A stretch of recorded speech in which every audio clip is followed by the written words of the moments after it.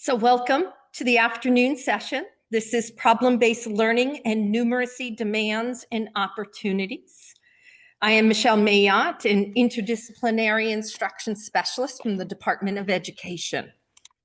I wanted to start off by thinking about the research behind this work that we're doing, and there's been a significant amount of brain research that shows us how students learn and what things we can do to help our students engage more and to also retain the information that they learn. And so based on this brain research, we've incorporated some approaches to what we're going to be investigating today. So we have some core principles for numeracy instruction that we go by. I wanted to provide a list of resources that were used to help build this afternoon session, and there's links so you can investigate those more on your own time if you're interested in thinking about those. And we are also thinking about the structure of knowledge and the structure of process.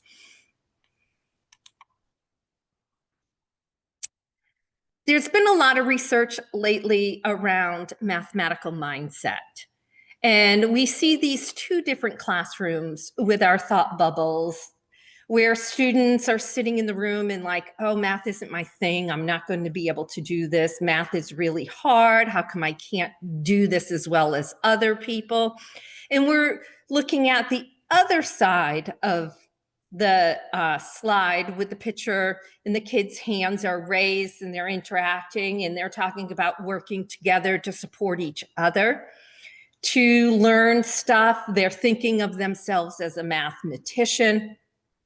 And so when we think about mathematics being everywhere and numeracy being everywhere, we also want to think and do some work around mindset as well, building up students' confidence in seeing themselves as doer of mathematics.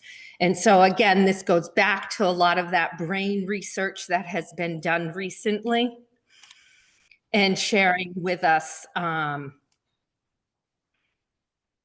we can interact with our students and help build and support their confidence. I want to share the 3 pillars for integrated numeracy that we've developed here at the Department of Education, the interdisciplinary instruction team. And we talk about the why, which is our conceptual understandings, the how, which is our procedural fluency, and the what, which is the context in which we have students engage in mathematics.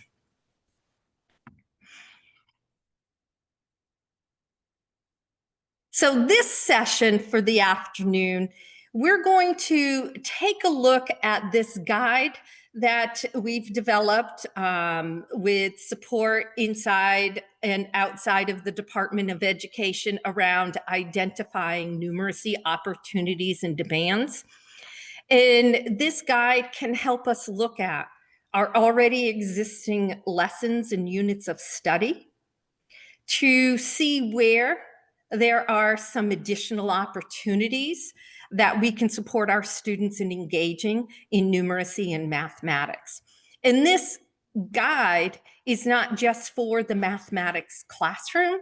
This is for all content areas where we can take a look at what we're doing in our instruction and how might we be able to support numeracy opportunities and demands.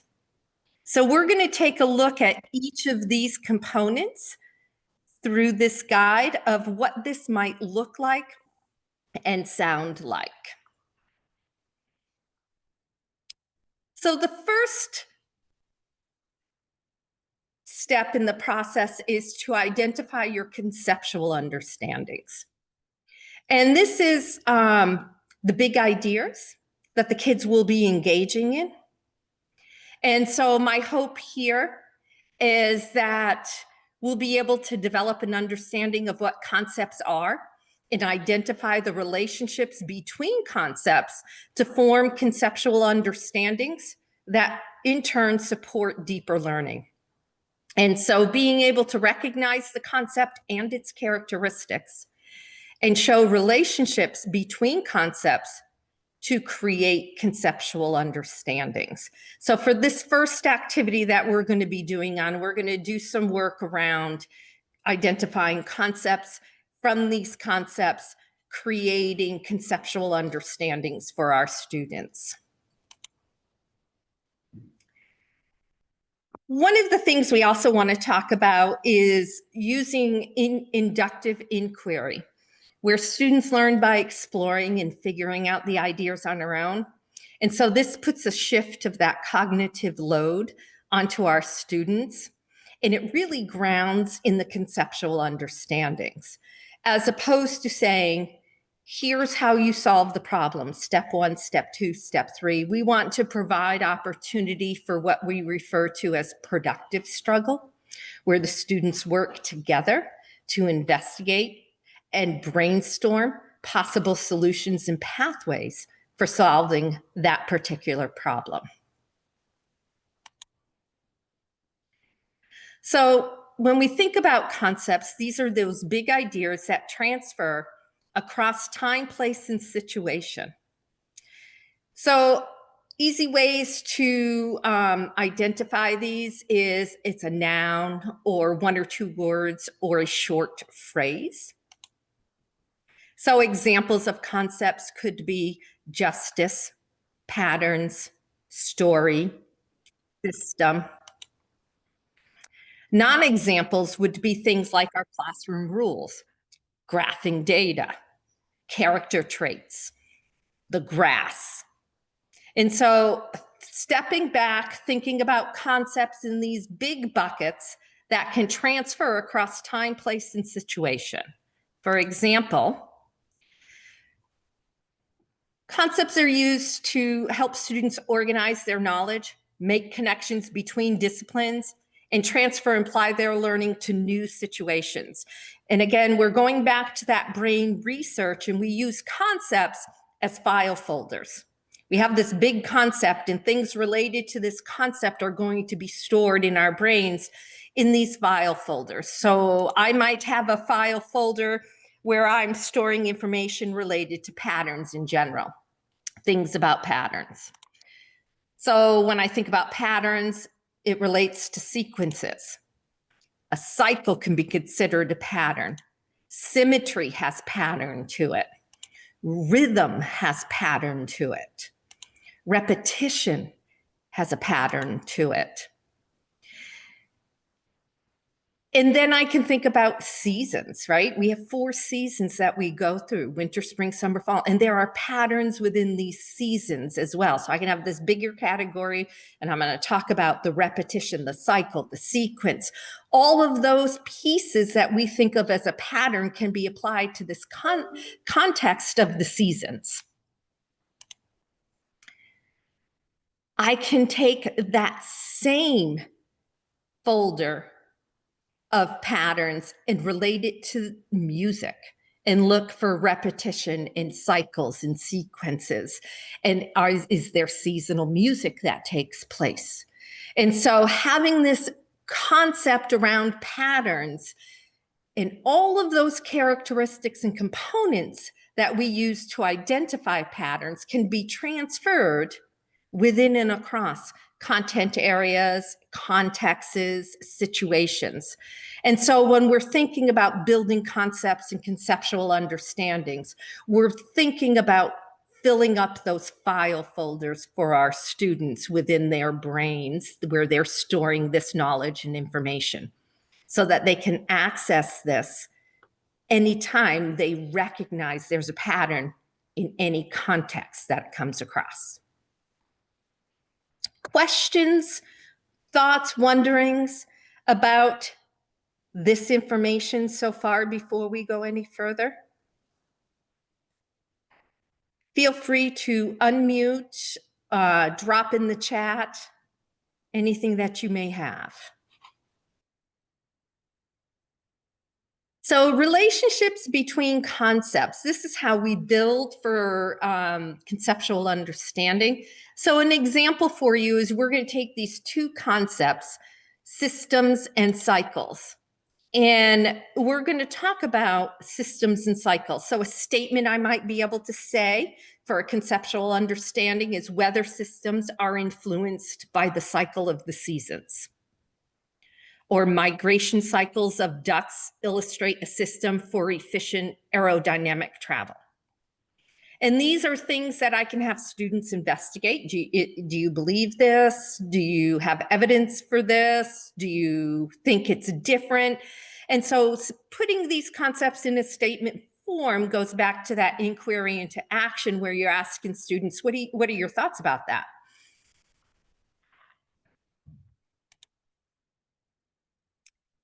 So just to remind us that conceptual understandings help students to grasp an idea in a way that leads to transfer of learning. It can apply to multiple domains, new situations, and it also helps to connect prior learning and often transforms students' thinking.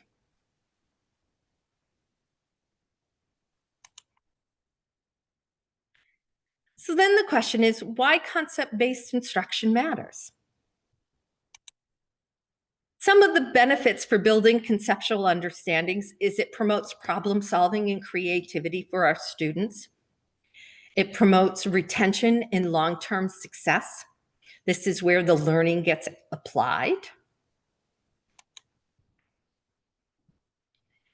So what I'm going to do is ask you, and there should be some links for these documents, as well as having some space in our slide deck for you to put your statements, is we're gonna put you into some breakout rooms so that you can work on these together. And again, I'm going to ask, not again, but I'm thinking back from this morning, that when you go into your breakout rooms and we come back to the main group, I'm going to ask for you to select someone in your breakout room who will share out conversations and examples of what you came up with when we come back to the main group. Is you're going to select two related concepts that build conceptual understanding. And you're going to use sentence frames to create some statements of conceptual understandings. And so we do have a document. It was linked on the webpage. And Allison, I want to acknowledge Allison Braley. She's here helping out with all of the technology pieces for me, so this meeting runs smoothly. Couldn't do it without her. And so we're going to send you into your break rooms in just a minute. And so here are some conceptual relation questions to get you started. This is not an exhaustive list. You are not restricted to using only these question stems. You are more than welcome to be creative and come up with your own. You may have some already from the work that you do.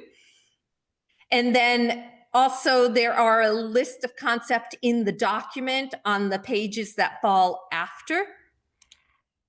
And then you'll see we have multiple slides here where it says conceptual relationship questions. Just double click in one of the post-it notes and you can add your questions into these post-it notes for everyone to have a record of and go back to later on, and also to capture your conversations and thinkings of what you came to in your breakout rooms. Questions or clarification for the expectation of what's going to happen in your breakout rooms. Hey, welcome back to the main room. I hope that was enough time for you to have those conversations and start writing up some conceptual relationship questions.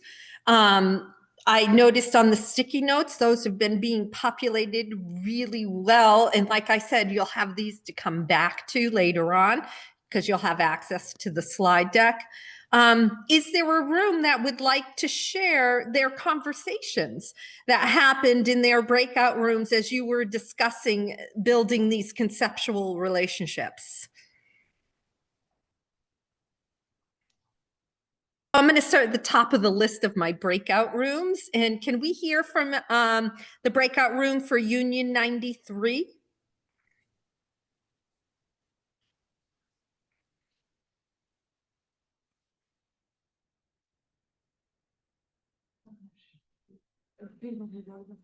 Hi, do you want us to read all of them or just one?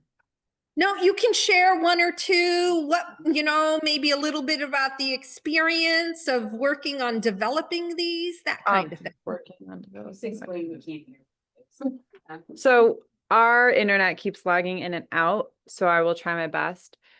We were thinking about math a little bit because this is a math course, but we also thought about some other things, like what was the relationship between immigration and climate change. And so we were not just talking about math, but we were talking about a number of different things. Oh, I love it. And so don't discount that, because within that concept of climate change and immigration, there's a lot of numeracy opportunities and demands that you can uncover. And I'll give you some examples, especially around that lens of climate change. I have some examples for you to look at. So please don't feel like it all has to be like sticking to the mathematics. It's in there. You'll find it. That's what this is about. How do we find those hidden opportunities? My next room that I have on my list is the Brewer school system.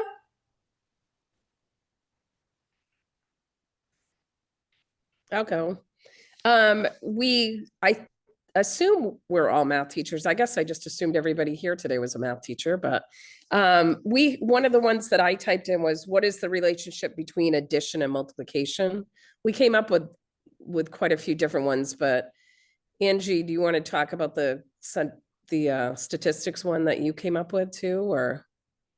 Yes, I was thinking of things that are non-traditional. In other words, most people don't teach statistics and don't realize that there are concepts in algebra that are also used in statistics. And the first one that popped to my head, and I didn't know if I went too big, was transformations, because most students deal with transformations of graphs: up, down, left, right, stretch, shrink, flip. But in my class, I teach a class called function statistics and trigonometry. And so basically I have to have the concepts I deal with have to go across 3 different mathematical disciplines.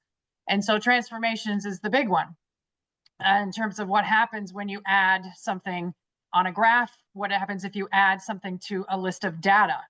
So in stats, obviously we deal with the measures of central tendency and spread. And so students get to see across 3 different disciplines. So it's a very different style of course. So hopefully I wasn't going too big on that. Not at all. I love that, because that takes me back to that example when we were talking about that file folder of patterns and what things are considered patterns. And so bringing up the transformations, right? There's a lot of different things that can fall into the transformation concept. And then the context helps us build a better understanding. And so someone who sees transformations through multiple lenses are able to apply that to other situations. And that's that whole goal of building these conceptual understandings. The concepts are big, and then we can narrow down in our lessons, but building that bigger overarching concept so that they see its connections, maybe not just in this one instance, right? So I love it. That was perfect. So next on my list, I had, I'm looking to see here, was it the single school educators? That was us. We came up with a bunch of different questions, but we had, one of them was, what is the effect that, let's see, what is the relationship between time and distance? That's one of ours. Oh, nice. Mhm. It took us a while to kind of get going, so we did really kind of just rattle some off, but And that's perfect. You know, the whole part of this is, instead of having you work on this on your own, having you work together as a group to talk it through, because we don't always think about things through this lens.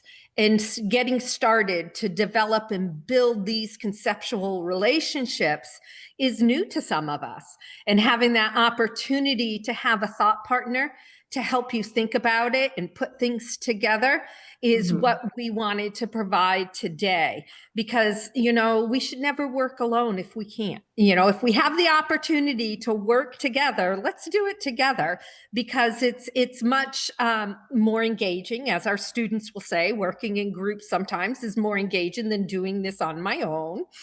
And so that holds true for us as well. So thank you. Thank you for sharing that. At first, it was a little bit of a you know, like, what are we doing here? And I appreciate your honesty and openness for that. So thank you so much. Thank you. Next in my list of rooms was MSAD 24. It also took us a little while to kind of really figure out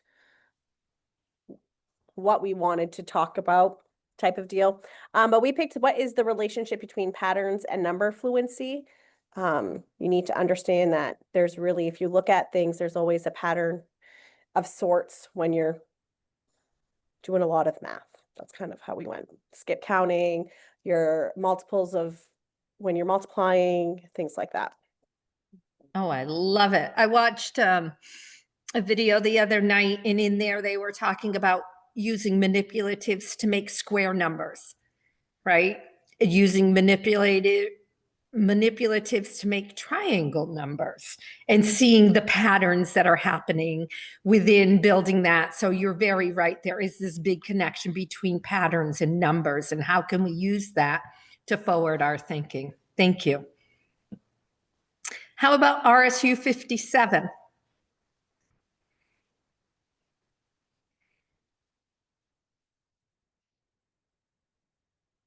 So one of the things that I talked about is the relationship between fact fluency and multiplication and division.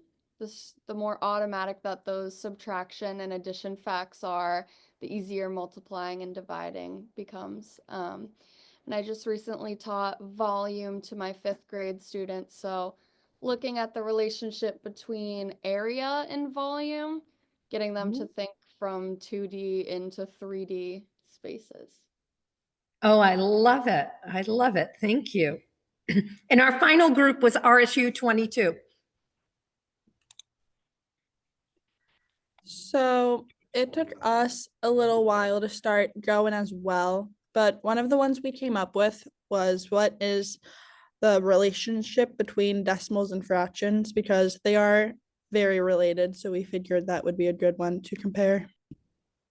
Oh, I like that. And that's always a struggle for our students. And so really focusing on that will be important for them later on. So thank you so much for all of your work, conversations. And, you know, like I said, if you have others that come to mind, you can always go back and add them to the Post-it notes on the slide decks moving forward, so that you, again, will have all of these that we've generated as a group at your access to use and think about. So thank you. So the next step in our guide is to identify our grade span. And so when we think about these concepts that we identified, what grade spans are these appropriate to? And one of the things we want to take a pause on and consider is these concepts develop over time. That one concept may hold K through 12, but what it looks like at the different grade spans will be very different.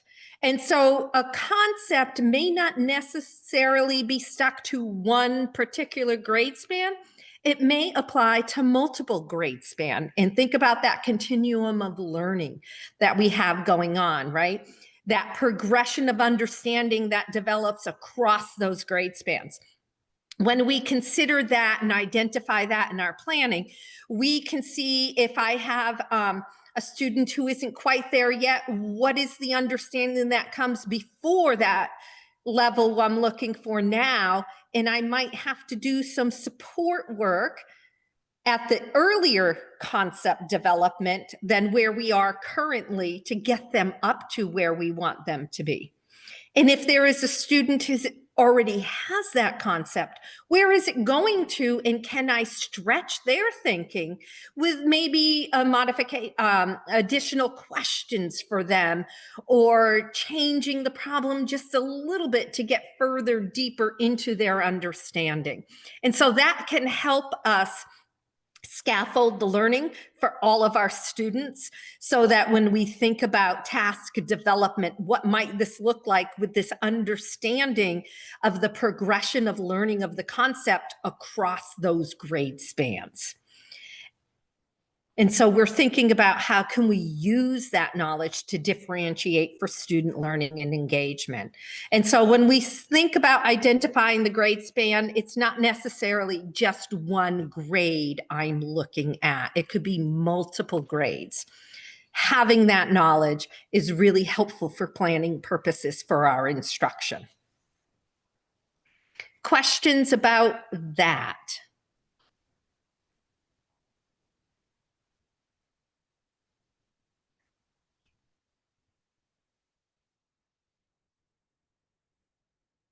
So the next thing to consider as we're working through that guide is, how do we shape this task, right? So now I have the concepts.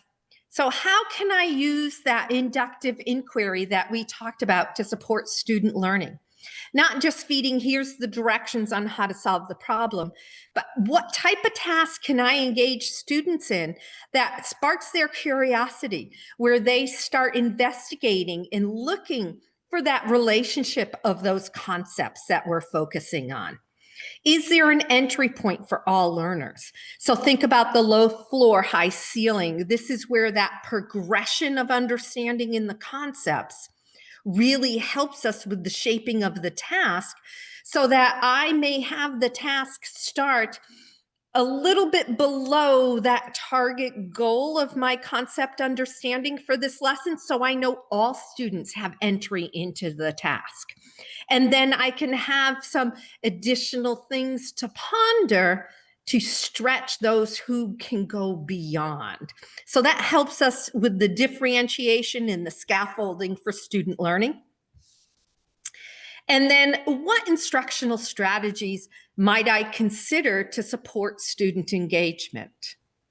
Okay, so as I was developing today's session, I had to think about in-person and virtual. How can I engage both audiences at the same time?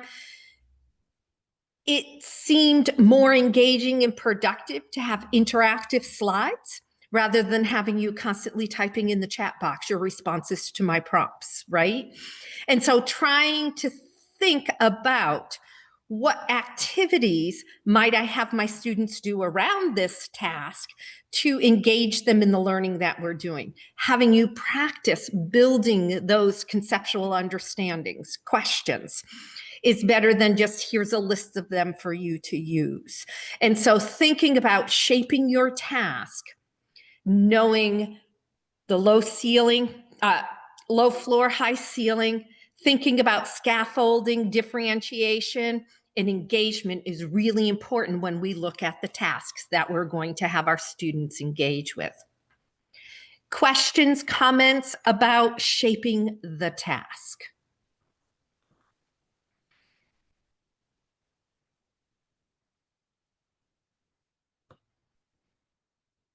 Okay. So next comes the identifying of numeracy opportunities and demands. So in here, we're going to put you into breakouts in just a few minutes, because I have a document I want you to look over and discuss in your groups, where we're looking at an overview of what we call our strands. So when we're identifying numeracy and opportunities, we want to think about the concepts that we've identified within your task. We have 4 strands within the Maine learning results that support these concepts. So there is the strand of quantitative reasoning, algebraic reasoning, geometric reasoning, and statistical reasoning. So I've created a document for you.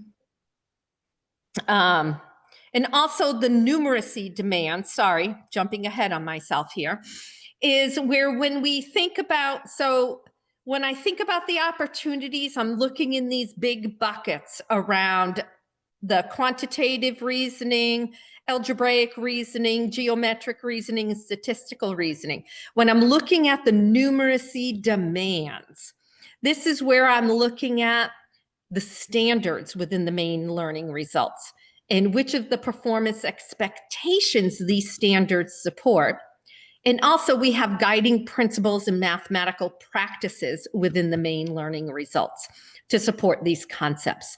And so the demands is where I narrow down into specific skills and discrete learning that help with the overall concepts, okay? So we're talking about these micro concepts, making micro concepts using the Maine learning results. So the document that I have for you has a description of each of our strands. And so I'm going to go through this really quick, but on the web page that I sent out earlier in an email, I believe you have a link to this document.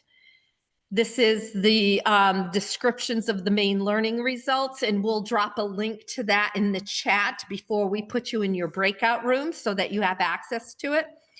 And so it gives you a little, it tells you, quantitative reasoning is the application of basic mathematics skills to analyze and process real world information.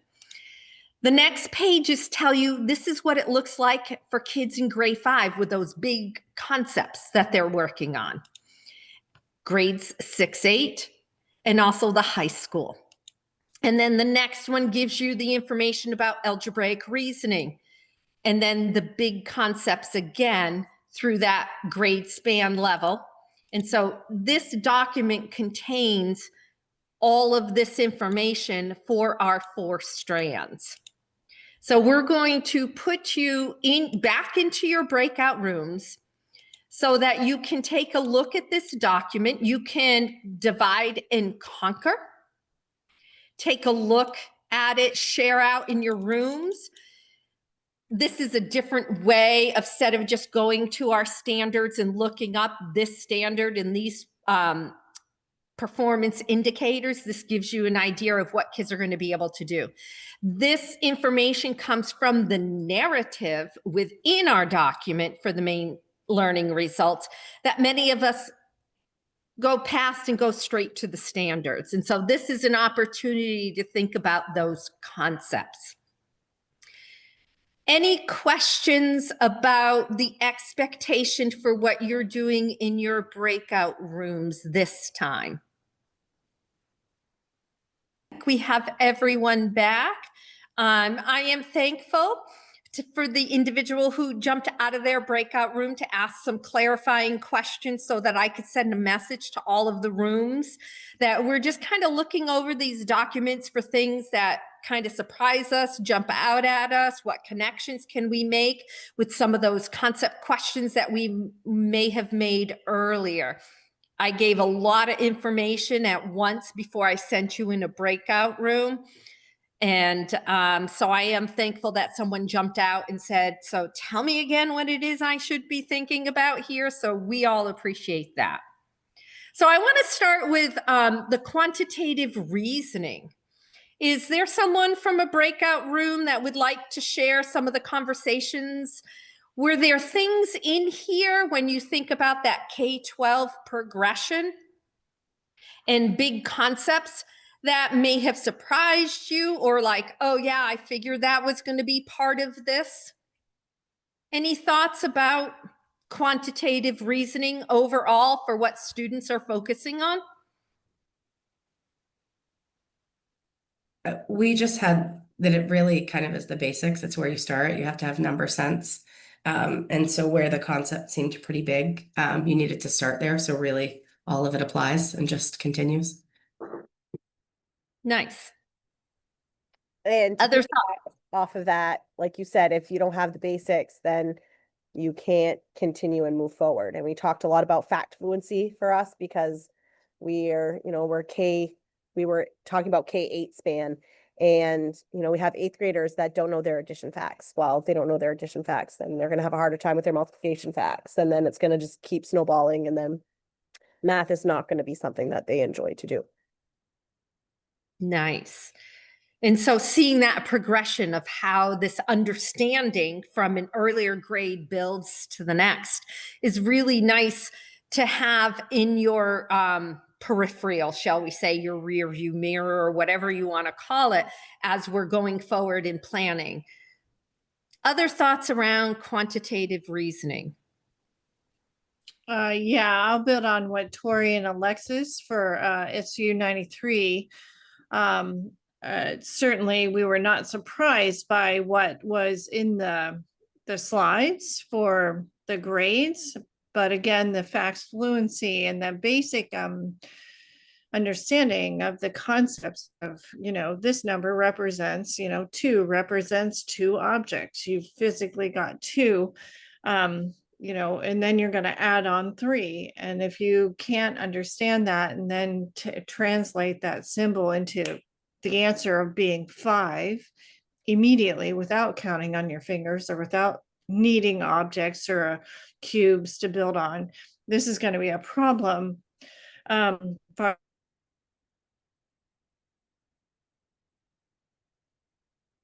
Oh, Danielle, you froze for us. There you are. Oh, oops. Am I You here? froze for a minute. You froze for a minute. A pose? Strike a pose?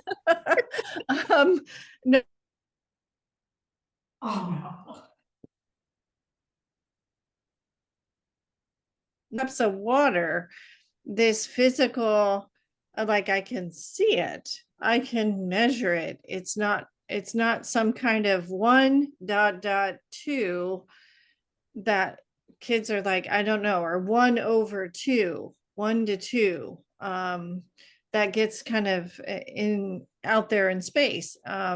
So without the physical representation of what we're talking about, the kids seem to be lost. But again, if they don't have the number sense, they can't move on to what to me is the more interesting parts of math. They're stuck in the doldrums of doing boring math to me. So I don't know. Oh, nice. I love that you bring up that being able to see it, being able to touch it, being able to feel it, taking it from that abstract to the concrete, right?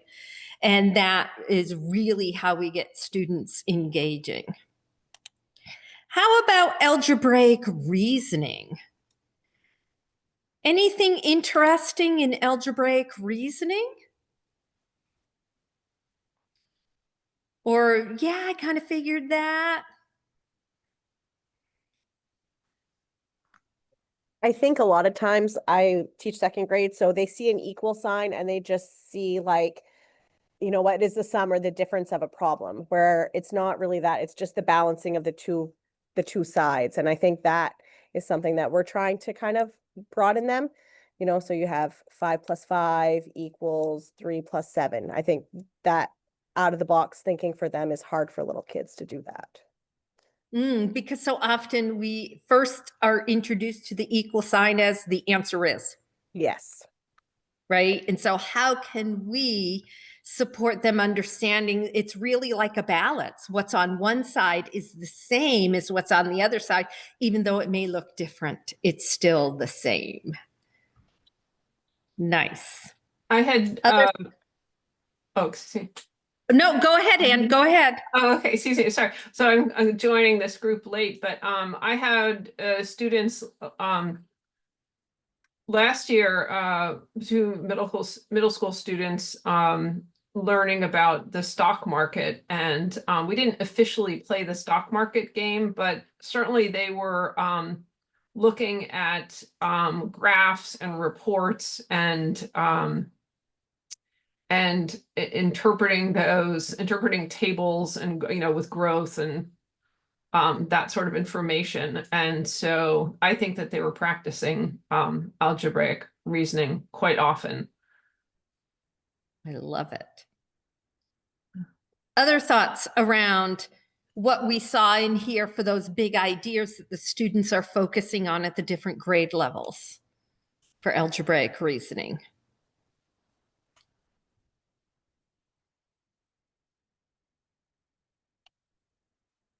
How about geometric reasoning?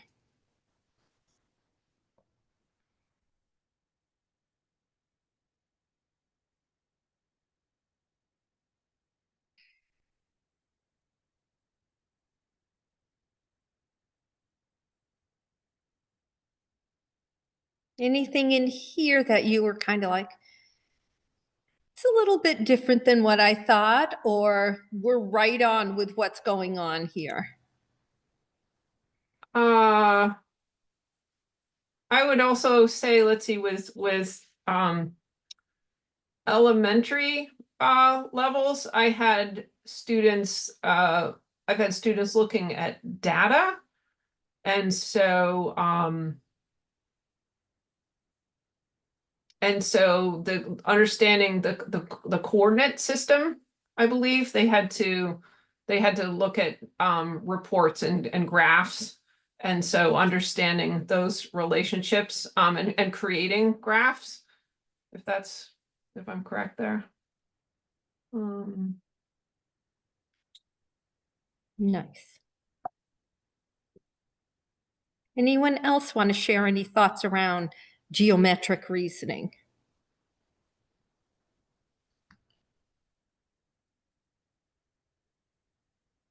And our last strand is statistical reasoning. This is where we do a lot of the data analysis. Anything in there that kind of jumped out to you?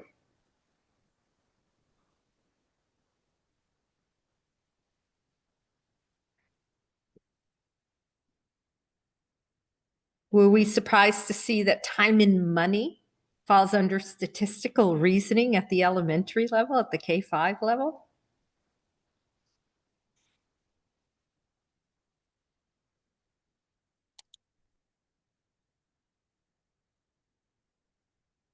And so then we just also want to do this reminder of the guiding principles and the standards for mathematical practices. So our guiding principles, these have been part of our Maine state standards since 1998. Some of you who have been in the education world for a while might remember the little purple book that we had with all of our standards. It was in the introduction. We all kind of skipped the introduction, went straight to our content area, straight to our grade. So the guiding principles are now found at each of the content areas, and the writers crafted them to see what that sounded like and looked like specific to the math classroom, these particular ones. And then also we have the standards for mathematical practice. And so when we think about these 8 standards for mathematical practices, and I'll go back one slide here to our 5 guiding principles, this is the way in which we want our students engaging in the mathematics. These are the behaviors we're looking to see in the classroom from our students as they're engaging in the work, right? The standards are the discrete skills and knowledge we want them learning and demonstrating, but the guiding principles in the mathematical practices are those behaviors we're going to see in our students as they're working the problems, as they're engaging in the mathematics. And so when we think about, in the beginning, I talked about the structure of knowledge and the structure of process. When we talk about structure of knowledge, that's where we're going to find our standards and performance expectations. When I talk about the structure of process, that's where I'm going to be finding the guiding principles and the standards for mathematical practice. And whenever I'm developing a task or a lesson or a unit of study, I want to have those standards and this performance expectations, as well as the guiding principles in the math practices as part of their learning together. I can't do one without the other. In order for students to really engage and be successful, they have to have the process along with that knowledge. And so thinking a little more about how we're setting up our learning intentions and success criteria, we want to focus on both the knowledge and the process. And that will help us as we think about how we're going to design that task. What instructional strategies might I use to help support some of these math practices, some of these guiding principles, as well as how does this task align to the standards and the performance expectations that I want my students learning and demonstrating. And so I wanted to share with you and have you now put on your student hat rather than the teacher hat. We've been in the teacher mode doing some learning for ourselves, but now I'm going to put you in the student mode for you to engage in an activity that shows conceptual understanding in action using inductive inquiry. Okay? So we're going to become the student. And so our conceptual understanding that we are going to be focusing in on our lesson today is that mathematical thinking involves analyzing relationships, systems, and structures. Okay, so our concepts here are relationships, systems, and structures. And so we're going to be analyzing these relationships, systems, and structures within our task today.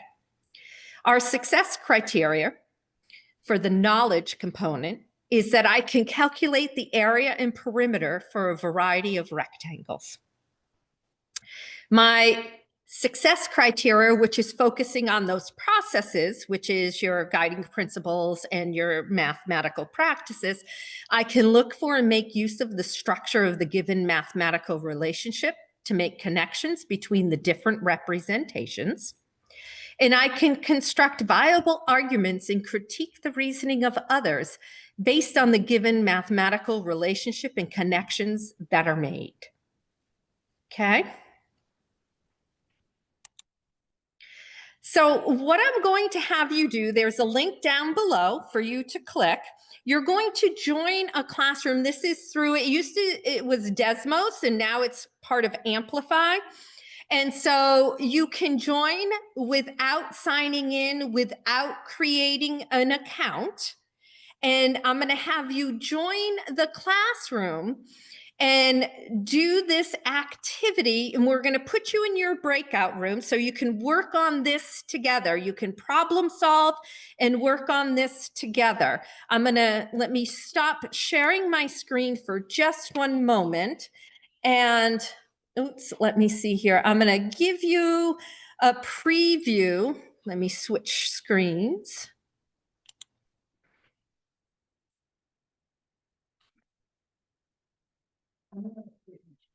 Yeah, she's going to drop, Allison is going to drop the link, and I see I have students coming in. And so you'll be able to see, here's your question with your prompts so that you can do this activity. Let me go here. That's my summary. Together. And this is a polypad activity. And so you're going to be drawing different rectangles given characteristics. The first one will be 24 square units. How many different rectangles can you design? The other one is going to have your perimeter. So the first one talks about area. The second activity is going to talk about perimeter. You can use the drawing tool. You can use the line tool to use this grid to help you create these. Everyone can go in and join on their own. You can work together as a group to solve these problems and answer the questions within this task. So I'm going to stop sharing. And again, I'm hoping everybody has their laptop so you can join in on this activity. We're going to open up breakout rooms, and we're going to give you about 15 to 20 minutes to complete this task. All right, I believe everyone has joined us back. So what I'm going to do next is kind of share my screen in this program that I sent you into. If you're not familiar with it, I have a teacher window where I can see everybody's work as you are working. And so I'm going to share some of that. And some of you may have noticed as you were working, all of a sudden your name changed because and I can never say this word right, anonymized your names so that we wouldn't know whose work we were going to be looking at in this next step. There's a lot of features in this program that we can use in our classrooms as we're doing this activity. Well, I'm sharing the wrong screen. Hold on. Screen 2. So I am hoping that you are seeing the activity. Are you seeing student work? Okay. And so as you can see, this is the first task that I asked you is how many different rectangles can you make with an area of 24 square units? And so you can see here is student work showing the different rectangles that students made. Here someone made a list of what those rectangle measurements would be. That's what I'm assuming. But it could be misunderstood to be just multiplication problems that you're listing rather than drawing your rectangles. What do we notice about some of this work?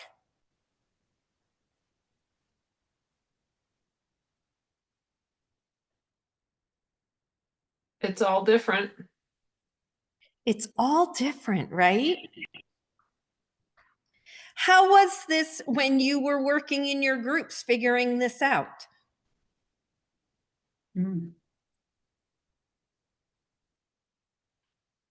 Were there conversations being had? There were some, but definitely because we had the tool, we were talking a little bit less. But we were using a different, like I was using the squares and she was using the drawing tool, just so that we were trying different things. Nice, I like it. And this is true. So if we were in person, I would do what we call going vertical. Building Thinking Classrooms, a book from Peter Lilladell, talks about lifting off the horizontal off the desktop and going vertical to the walls. You all would have been given 2 large chart papers with the graph on it. One would be for the area rectangles and the other would be for the perimeter rectangles. And you would work as a group of 4 up on the wall, solving this task rather than seeing how we're meeting virtually. I couldn't, just say, hey, go to the wall. Because I won't be able to see your work that way. But if we're in person in my classroom, this is a project I can have the kids do this work together as a group where there is that conversation going on because we're working on the wall. And so the questions about what do you notice about the different rectangles, looking for the perimeter of each of them and seeing the difference in the perimeters. And so this question I really like to talk about. Do they have the same perimeters? So I have one student that says yes. I have 12 that say no, and one that says some. So can I hear from the person, if you don't mind, who said some have the same perimeter?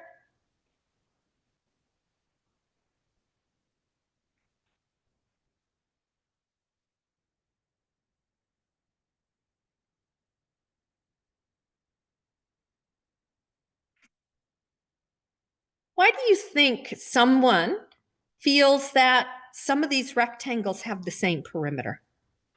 I'm going to go back to our drawings. Well, I know exactly. It just, when you said sum, it just occurred to me that when you draw a a rectangle, if you draw a 4x6, you can also draw a 6x4. So they were saying that there are pairs of rectangles that do have the same, because you're counting the duplicates. Whereas I think some people were thinking a 4x6 is the same thing as a 6x4, therefore it is the same.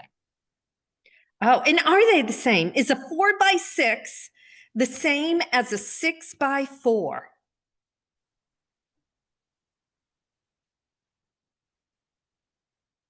What do you think? Well, in terms of their perimeter, yes. In terms of their perimeter, but would you count that as a duplicate rectangle, or are those both individual rectangles by their own rights? Well, I think if you're talking just in geometry class, you can rotate it and it is physically the same shape. So it has exactly the same dimensions. But if you were in like the real world and the wall was a 4x6, that is a different wall than a 6x4, or a table, or, well, no table because you could rotate it. I'm thinking of something that you can't physically rotate and it would technically be different. Other thoughts about that?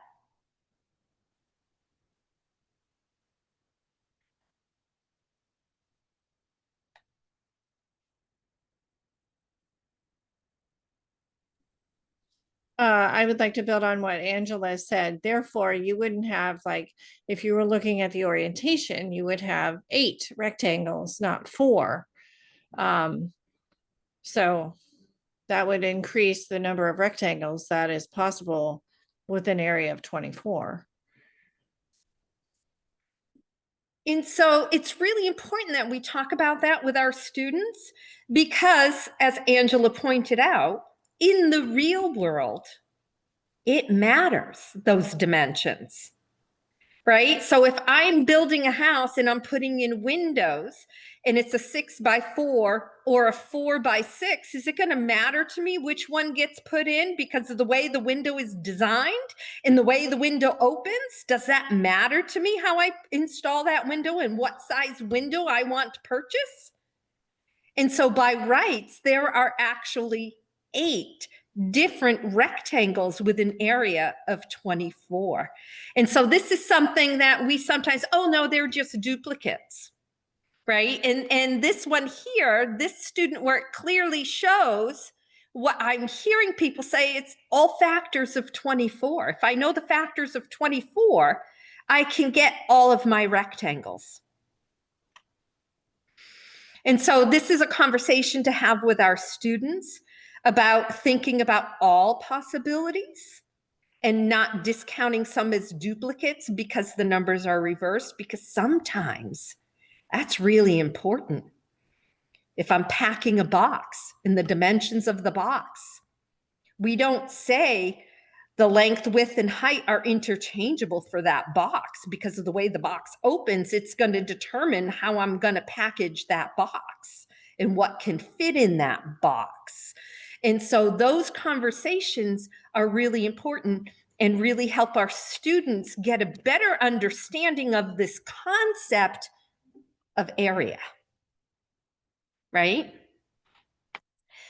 So now let's move on over to the perimeter of 24. Which one was easier to do? Drawing the rectangles with the area of 24 or drawing the rectangles with the perimeter of 24?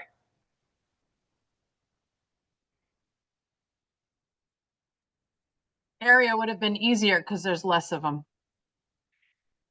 Areas, there's less of them. And I had that go to if I know my facts, right? My multiplication facts for 24, it's really easy to draw that out because I'm going on the assumption I know the formula for area is length times width, right?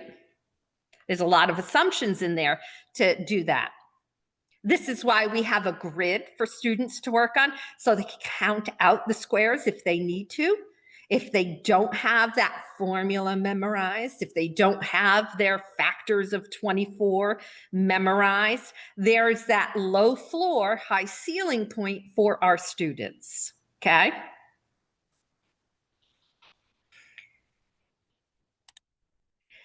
And so then, again, we have the question, do they have the same area?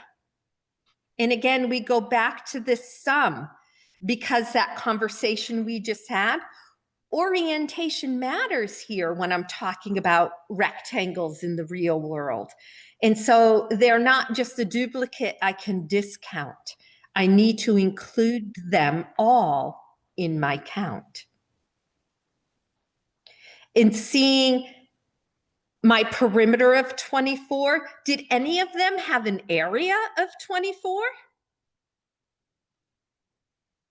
And when I did my area of 24, did any of them have a perimeter of 24? No. And so then we had here the question, when the area is fixed, I notice blank about the perimeter. When the perimeter is fixed, I notice blank about the area. And when you put in your response, it showed you a couple other students' responses so that you can see what you were thinking compared to what other students were thinking. And because I'm in my teacher view, I'm getting to see what everybody wrote for me. It decreases and gets closer to a rectangle. It increases. It gets closer to a rectangle compared to a square. When the area is fixed, I notice the same for the perimeter. When the perimeter is fixed, I notice the same is true for the area. The width changed by 1 inch, by 1 in each scenario, or the length depending on how you made your rectangles. So they're recognizing this pattern to find all of their rectangles. With the area, the perimeters can be more spread out, and the area is closer in range when we have the perimeter fixed. So based on our work with area and perimeter, what can you determine about the relationship between area and perimeter? Anybody want to share their thoughts on this? Does one control the other or vice versa?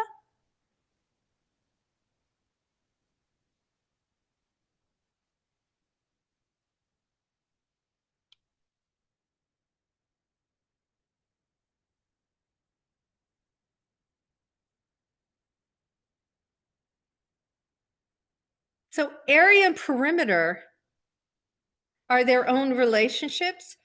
One does not necessarily determine the other. And so we have to really kind of pay attention to what's going on here. So let me stop sharing for a moment, and I'm going to go back to our slide deck. So this activity, like I said, if we were in person, we would be doing this on the wall and having these conversations together as a group and seeing what we figured. But because we were not in person, I chose to use the Desmo/Amplify platform with the polypad embedded in it for us to be able to do this work together. Having kids work together in groups really has an impact on engagement, right? I could hand this out just as a simple worksheet for individuals to work out alone in their desk. Conversations wouldn't be there, and the engagement wouldn't be the same. And so taking something that you can do on a worksheet and doing just a shift in your instructional strategy to putting it vertical up on the wall using large chart paper and having kids work in groups and scaffolding your questioning around those big concepts will really get that deeper understanding and get you towards that conceptual understanding. I used area and perimeter for our example because it is most common confused with our students. They confuse the two, right? After doing this task and creating their rectangles, first focusing on area, then focusing on perimeter, really showed them the difference between the areas, the amount of space or squares it takes up in the perimeter is that distance around. And so it really got them that deeper understanding of the difference between area and perimeter. Now let me share my screen.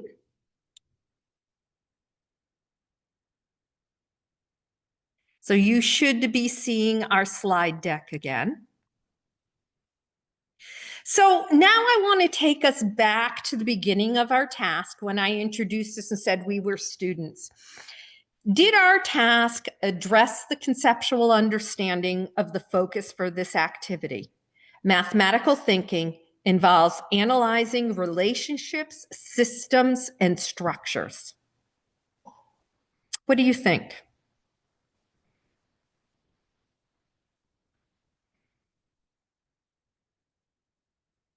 Feel free to drop in the chat or unmute. Did we address that conceptual understanding of looking at systems, relationships, and structures?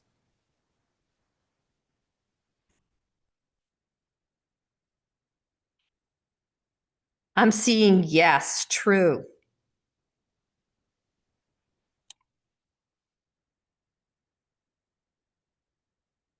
Did our task address our numeracy opportunities and demands?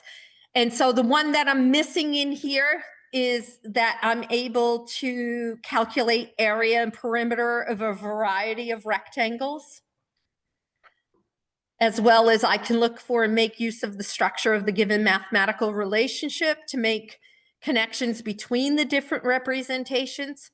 I can construct viable arguments and critique the reasoning of others based on the given mathematical relationships and the connections are made. Did we cover those numeracy opportunities and demands? I see heads shaking yes, right? We were able to address the skills and the knowledge, and also those processes of engaging with this work as well. And so taking a look at what we are currently doing and stepping back and look at those big concepts and focusing on the concepts of these, for us, it was relation systems and structures, we are able to drill down into those specific discrete skills of calculating area and perimeter, but also really securing our knowledge in the difference between the two and how those relationships work.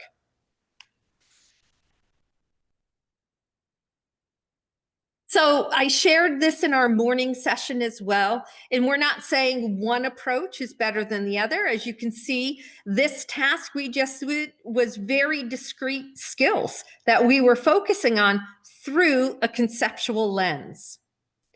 We can take and bring this task into an interdisciplinary task by having the students design a garden space or an outdoor learning space and giving them, you have this much area or you have this much fencing. You can create a recess game zone. You can have them design a playground, do a classroom setup, develop chalk art geometry. So there's a lot of things you can do with the concept of area and perimeter and bring it out to the real world where you still focus on those conceptual understandings and those discrete skills in a different, engaging way for our students. And so again, we're not saying one approach is better than the other. There's always opportunity for each of these approaches. Questions about this task, seeing how a concept can be built into a task, and what instructional strategies we can use to engage our students. Any questions around that?